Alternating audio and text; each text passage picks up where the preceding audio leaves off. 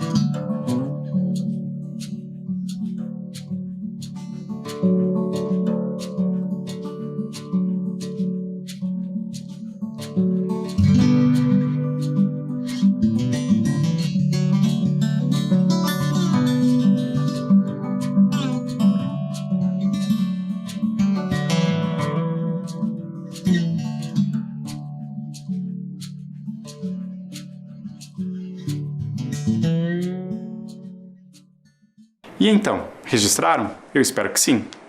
Vamos aí fazer uma breve revisão sobre algumas coisas que são importantes que nós possamos lembrar agora. O que é a forma tão presente aí nas artes plásticas, nas pinturas? A forma é um contorno realizado pelas linhas. Pode ser simples como um círculo ou quadrado, ou complexa como um corpo humano. A forma pode ser geométrica ou orgânica. Vejam que ali na tela de vocês temos algumas formas presentes. Formas simples que nós costumamos desenhar aí até com facilidade. Mas temos algumas outras formas que são um pouco mais complexas. A palavra complexas é um sinônimo aí de difíceis. Será que pintar, desenhar a forma humana ou a forma de uma árvore, um gato, um animal qualquer, seja mais difícil do que as formas geométricas? Com certeza, elas exigem um pouco mais de trabalho, não é mesmo? E aí, vamos lembrar aí quais são essas formas geométricas tão comuns? A primeira, temos ali um quadrado, não é mesmo? um círculo, um retângulo, um triângulo e um pentágono. Vocês sabem qual é a diferença entre o quadrado e o retângulo? O quadrado tem 4 lados iguais. O retângulo tem 2 lados de um tamanho e os outros 2 lados de um outro tamanho. O pentágono, ele tem 5 lados. Interessante, não é mesmo? Vamos pensar aí também como que surgem essas formas. Ali na tela de vocês. As formas geométricas, planos, pontos e linhas, elas são um formato, um contorno que surge ali a partir de pontos e linhas que se conectam. Vejam, temos um ponto e um outro ponto. Um terceiro ponto, um quarto ponto. E a união de todos esses pontos forma uma figura, não é mesmo? Nós temos uma forma geométrica ali, um quadrado. Então, os pontos se ligam e formam linhas. Essas linhas vão dar início a uma forma. No caso ali, temos um quadrado. O quadrado pode surgir de diversas maneiras. Nós, inclusive, podemos perceber um quadrado em uma forma onde o quadrado não está presente. Vejam que a ilusão a ilusão provocada por outras formas pode nos apresentar um quadrado. Perceberam? Todas essas formas geométricas são importantes na composição artística. Muitos artistas conseguiram criar a partir das formas geométricas. Hoje vamos falar sobre o abstracionismo simbólico e geométrico. Tudo que é abstrato é aquilo que não necessariamente não é percebido de maneira clara. Nós precisamos interpretar para compreender. Então, o abstracionismo é a expressão de algum sentimento. Por isso mesmo, ele é simbólico, porque o artista vai tentar representar algum símbolo de alguma maneira muito particular, uma visão muito pessoal, e ali provocar as pessoas, os espectadores, de variadas maneiras. Então, nós temos ali uma obra do Kandinsky. Olhem ali na tela a mistura de diversas cores, né? Nós temos uma diversidade de cores, amarelo, vermelho, laranja e um fundo, né, amarelo também. E nós temos essa obra que tem o seguinte título, Sobre Branco 2. O Kandinsky, ele tinha essa característica de representar seus sentimentos utilizando-se de formas geométricas. Primeiramente, na sua carreira, ele até utilizava formas orgânicas, mas conforme o amadurecimento, o seu amadurecimento artístico, ele vai utilizando de formas geométricas. Então, essa é uma obra muito característica do abstracionismo, justamente porque ali nós temos algo abstrato. O que vocês enxergam, o que vocês veem nessa obra? Muitas pessoas vão verificar possibilidades diferentes de significado, porque cada um vai compreender o sentimento, aquilo que está representado na obra de maneira diferente. Aqui nós temos uma outra obra de arte. Vejam que ali o criador, né, o Kazimir Malevich, ele propõe uma imagem que nos chama atenção.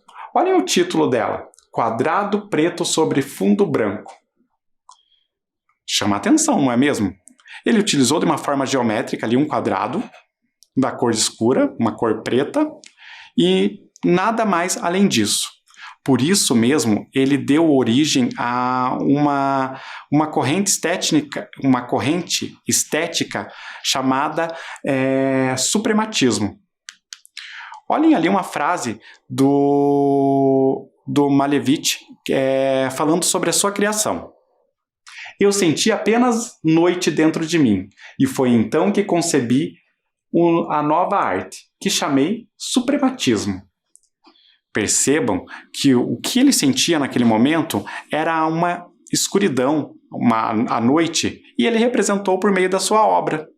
Representou somente o sentimento de escuridão. Nós temos aqui também um outro artista. Vejam aqui a obra de Pierre Mondrian. Verifiquem a presença de diversas formas geométricas. Temos quadrados com cores diferentes e retângulos brancos, e quadrados em vermelho, azul e amarelo. Essa obra ela vai pertencer ao neoplasticismo. É uma nova forma de entender a plástica da arte. Ela vai trazer elementos mais populares, cores que chamam a atenção das pessoas. Esse neoplasticismo está muito ligado à teosofia. Teosofia é uma palavra que tem um significado muito especial. Vamos ler? Teosofia, substantivo feminino. Sistema de pensamento religioso e filosófico que se baseia em reivindicações de uma visão mística da natureza, de Deus e das leis do universo. Ou seja, os autores abstracionistas buscavam relacionar as suas produções a essa visão mística da religiosidade.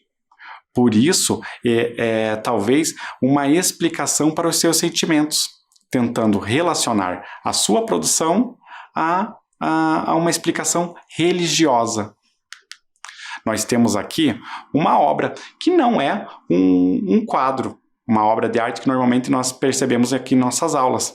Vejam ali que nós temos uma produção do designer Gerrit Thomas Hatfield. Ele é, na verdade, um arquiteto, e ali nós podemos perceber uma cadeira, né? E vejam que ela traz elementos da obra anterior. Vamos voltar aqui. Nós temos lá, então, as cores que estão ali na cadeira. Conseguem perceber? Aqui vocês podem comparar. Temos a cadeira com as cores amarela, preta, vermelha, azul. Temos ali a obra. Então, percebam o quanto que essa obra de arte conseguiu propagar seu significado para outras produções.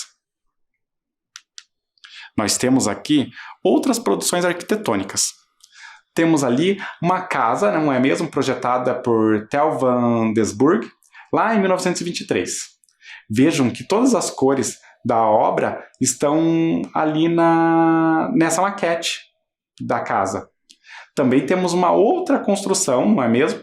Ali a casa Hatfield Schroeder, projetada pelo arquiteto Gerrit Hatfield, em 1924.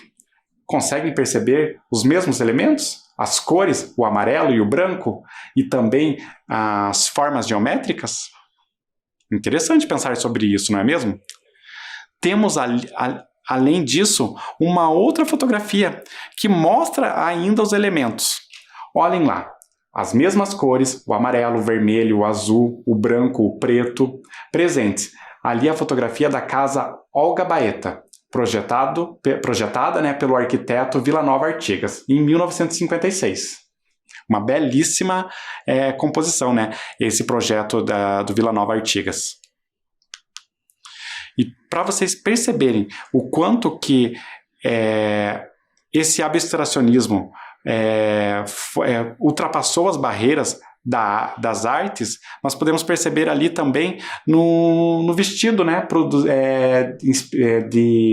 do Yves Saint Laurent, de 1965, mostrando ali também, se inspirando na obra do Mondrian. Vejam as mesmas cores, as formas geométricas, você lembra diretamente daquele quadro. Também temos ali um tênis, né, inspirado ali na obra do Mondrian, lá de 2008. Então, pensando em tudo isso que falamos, eu gostaria que agora vocês fizessem uma atividade. Peguem o caderno de vocês. O que vocês terão que fazer? Vocês vão desenhar formas geométricas. Formas geométricas que vimos anteriormente. já temos ali o título das formas que vocês irão representar. O círculo, o triângulo, o quadrado e o pentágono. Vamos lá? Eu vou dar um tempo para que vocês façam esse registro.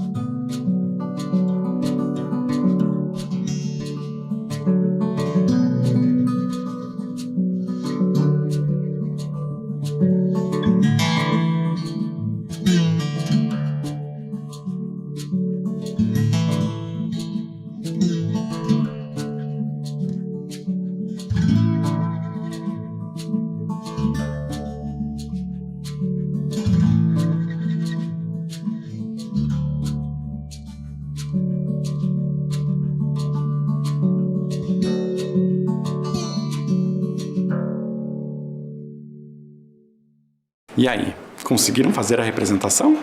Espero que sim. Então, aqui nós temos as respostas. Eu vou dar um tempo para que vocês verifiquem a resposta. Vamos lá?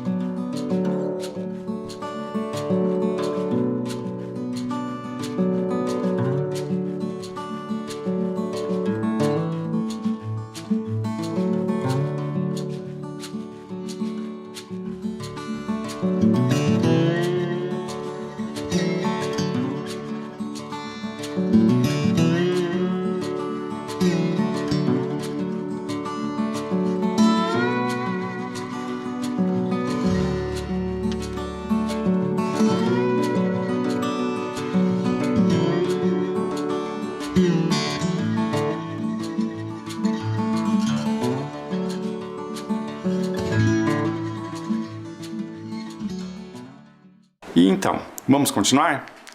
Nós então vamos continuar falando aí sobre o abstracionismo. Que palavra difícil, não é mesmo? Longa. Mas nós vamos falar sobre o abstracionismo na cultura indígena. Recordam que na última aula falamos sobre essa pluralidade da cultura indígena? Que o povo indígena não pode ser resumido o índio, ou somente a arte indígena. Até porque existem diversas etnias, diversos povos com produções próprias. Então, quando falamos de povos indígenas, temos que entender que no nosso território existem variados povos com características diferentes e com produções artísticas diferentes. Aqui trouxe alguns exemplos. Nós temos obras utilitárias. Vocês sabem o que significa isso? São obras artísticas que podem ter um caráter utilitário, ou seja, elas podem ser utilizadas para algum fim que não seja somente a exposição da obra. Então, ali nós temos cerâmicas marajoaras. Olhem que interessante. Nós podemos perceber as formas geométricas presentes nas cerâmicas. Vejam os quadrados, as linhas, a sequência de cores que foram utilizadas na própria obra.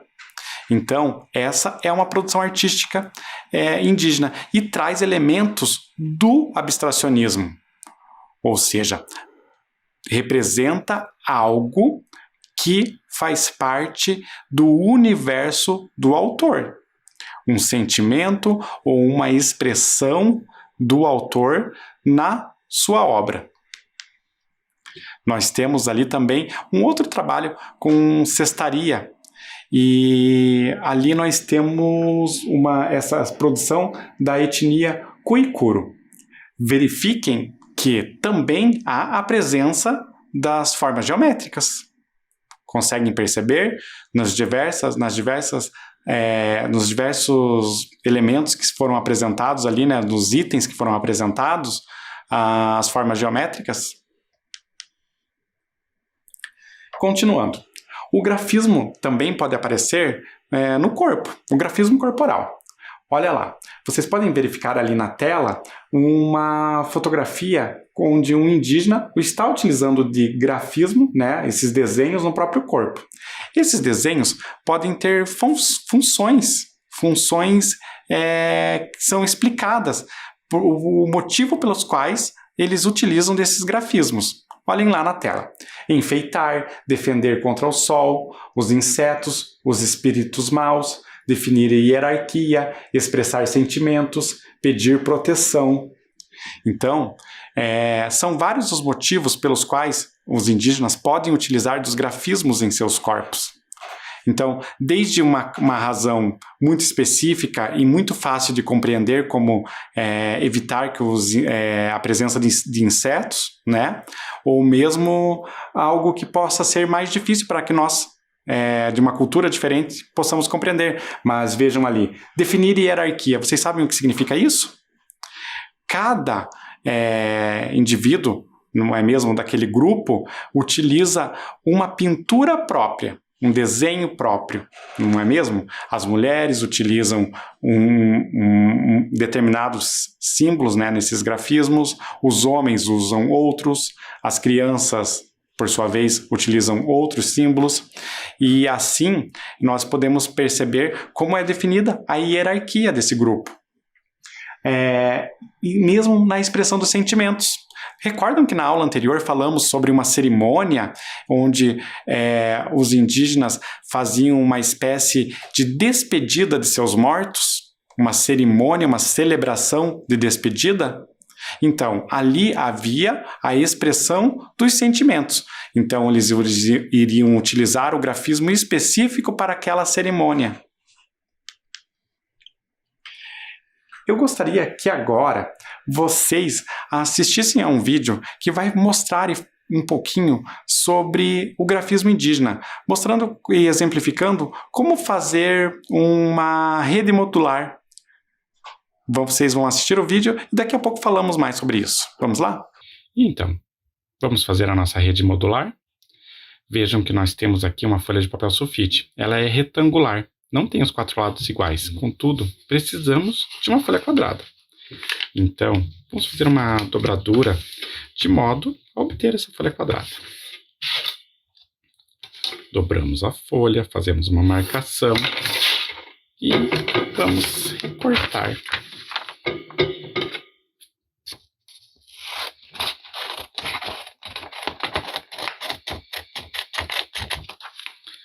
Temos agora folha quadrada.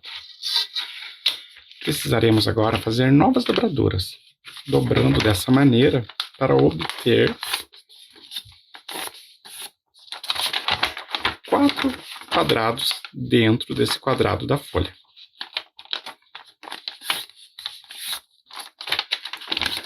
Vejam, agora temos 4 quadrados. Uma ideia é fazer linhas diagonais que atravessem esses quadrados. Dessa maneira.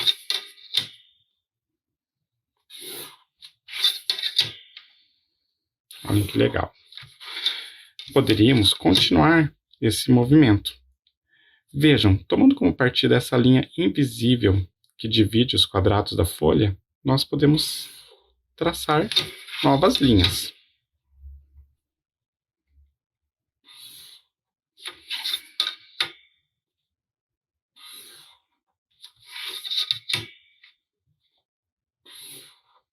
Poderíamos continuar esse trabalho, fazer novos traçados, sempre tomando como partida a linha invisível da folha, aquela linha que foi marcada.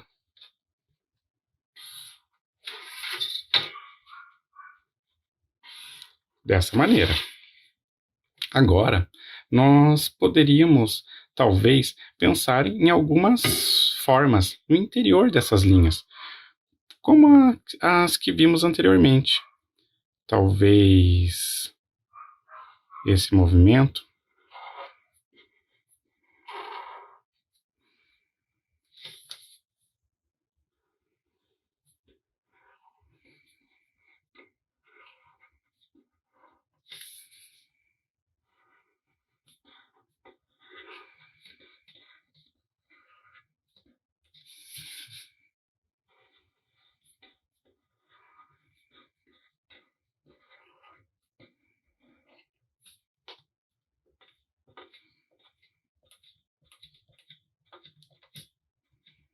pontinhos.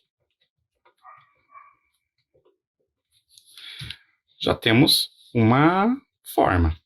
Agora, nosso objetivo é criar módulos. Então, faremos um recorte. Aquelas linhas que estavam definindo esses pequenos quadrados.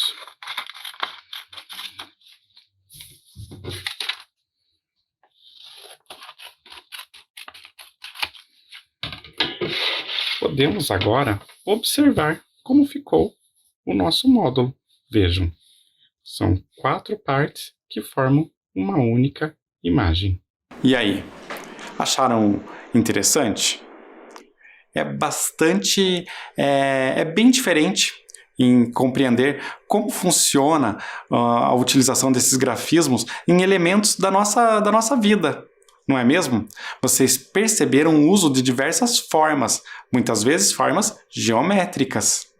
E esse nome que vocês estão vendo aí na tela de vocês, rede modular, tem a ver com a utilização de módulos na composição de uma imagem maior. E é isso que nós vamos fazer no exercício. Vocês prestaram atenção no vídeo. Então, nesse exercício eu gostaria que vocês fizessem o seguinte. Faça o desenho simétrico em um papel quadrado. Essa palavra, simétrico, tem um significado. Os lados da figura, por exemplo, se esse papel fosse dividido ao meio, ele teria 2 lados. Esses 2 lados teriam que ter as partes dessa figura iguais. Então, é importante que, se você for utilizar uma forma geométrica, utilize uma forma que possa ser igual dos 2 lados. Eu vou dar um tempo, então, para que vocês separem esse material e já façam esse desenho. Então, é importante que, nesse momento, vocês separem a folha como no vídeo, num formato quadrado. Vocês não utilizarão o papel sulfite daquela forma que ele é apresentado, de maneira retangular. Vocês irão utilizar um quadrado. Vamos lá?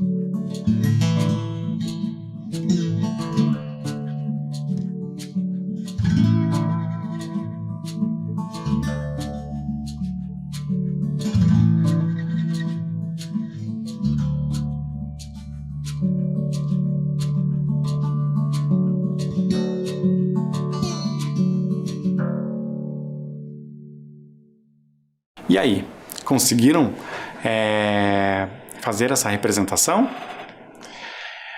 Então, aqui na tela eu tenho uma sugestão de como poderia funcionar essa representação. Vejam ali que eu utilizei triângulos dentro de alguns quadrados.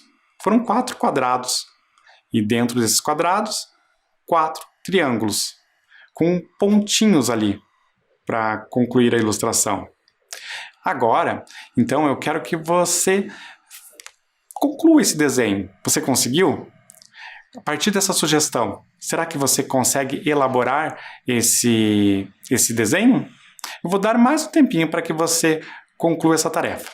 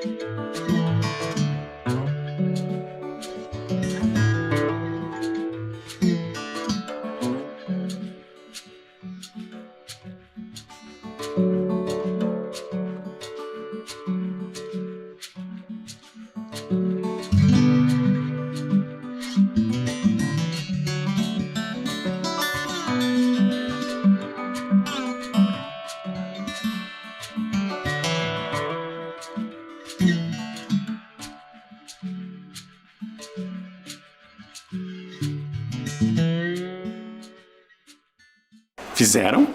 Eu espero que sim. Nós temos um próximo passo para essa tarefa. Agora, nós vamos fazer o seguinte. Vamos recortar, não é mesmo, esse desenho em 4 quadrados iguais. Vejam, vocês irão vocês podem dobrar o papel, como fizemos ali no vídeo, ou mesmo utilizar uma tesoura. O importante é que esses 4 quadrados tenham tamanhos iguais. Vamos lá?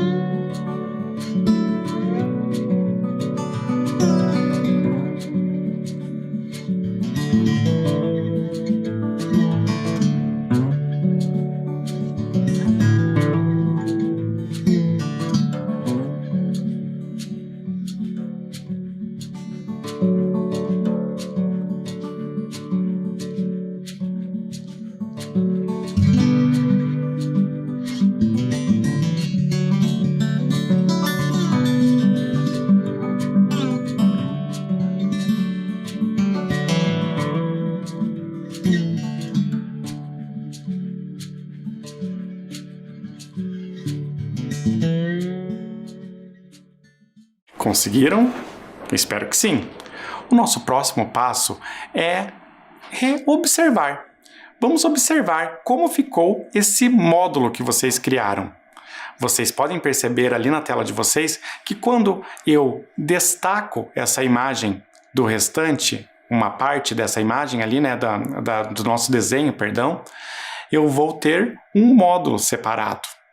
E junto dos outros 3 módulos, ele vai formar uma figura completa.